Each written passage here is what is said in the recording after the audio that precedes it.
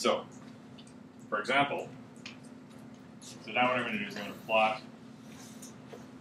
the size of the congestion window with respect to time. This will be figure 4.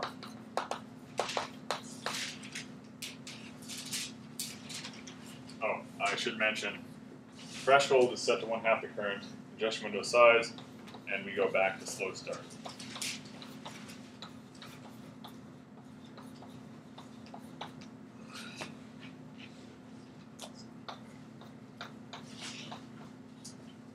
So we start with, in slow start, we start with a congestion window size of 1, double it to 2, double it to 4, double it to 8. Let's say 8 is our threshold.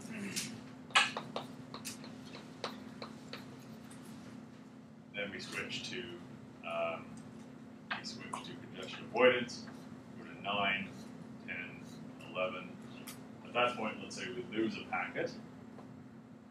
So in the next step, we go back to slow start. We go back to 1, and now the threshold drops to, let's say, 6. Excuse me, 1/2 of 11 is let's do the floor of that. So let's say 5. Drop to 1 again. 2, 4, 8. 8 is the first point at which we have greater than 5, 9, 10, 11, and so on. So in the end, what you'll end up with are curves that look like this: exponential growth, linear growth, drop, exponential growth to some lower value, linear growth, and so on.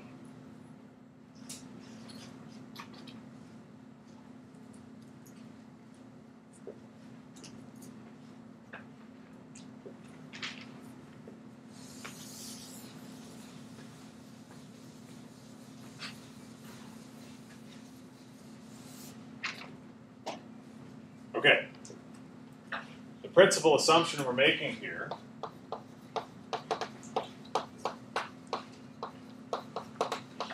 is that anytime a packet is lost,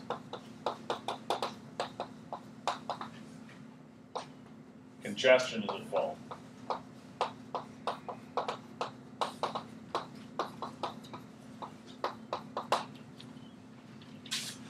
So that's what justifies every time a packet is lost, immediately backing off to congestion window size of 1. However, if we imagine that, naturally speaking, okay, this kind of makes sense if the natural bandwidth of our system is somewhere around here. If the natural bandwidth of our system is somewhere around here, but we keep losing packets because of errors, then what might happen? We can start increasing, lose a packet because of errors, start increasing again, lose a packet because of errors, and we never really approach this true bandwidth of our system because we keep dropping packets as a result of errors. And TCP interprets that as congestion.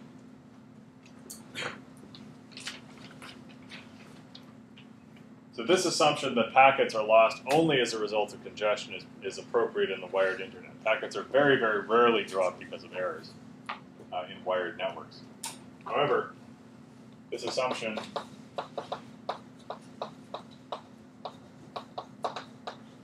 is not valid in wireless networks.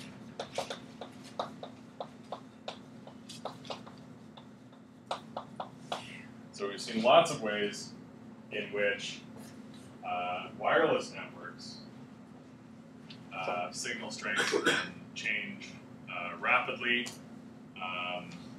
Signal strength is weak to begin with. It's variable.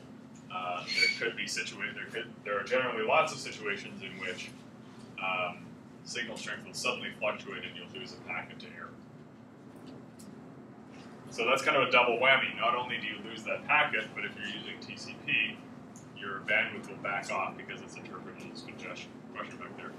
So TCP, does it treat it the same way if the packet is totally lost or if it basically fails a checksum or an error detection? basically. That's right. So, either way, the original person won't get the acknowledgement back.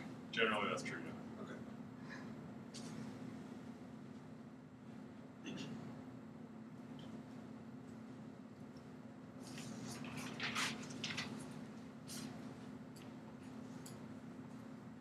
Okay. Okay, so what will happen is that you'll have more slow starts than necessary, which means lower bandwidth use and slower speeds. So you could have this fancy gigabit per second wireless link, but because you lose the occasional packet to fading, slow start keeps your bandwidth down near the bottom of where you can use it. Okay, any questions on that?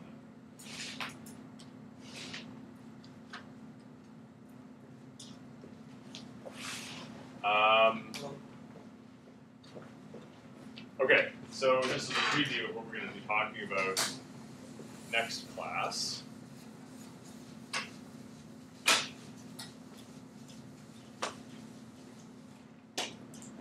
One method you can use is what's called indirect TCP. So TCP for wireless. The first and most basic idea is what's called indirect TCP. And you could also think of this as cheating TCP, because what happens is you'll have a server, the internet, and then your wireless access point, which is connected to you, the mobile node, and you will only run TCP from the server to the access point.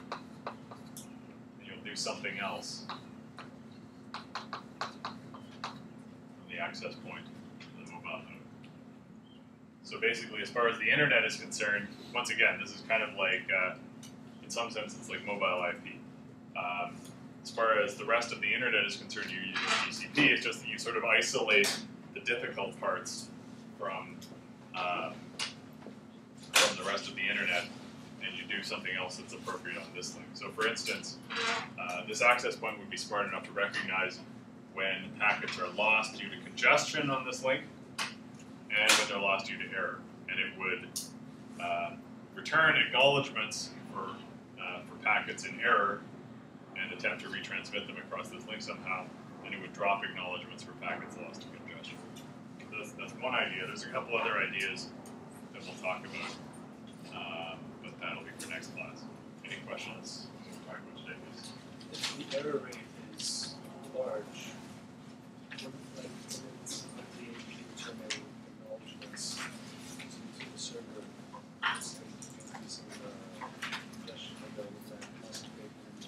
That's right. So the interpretation there would be, in that case, if the error rate is large, the bandwidth of this link is relatively small. So the buffer will fill up here and that would be perfect. Okay, we'll see you next time.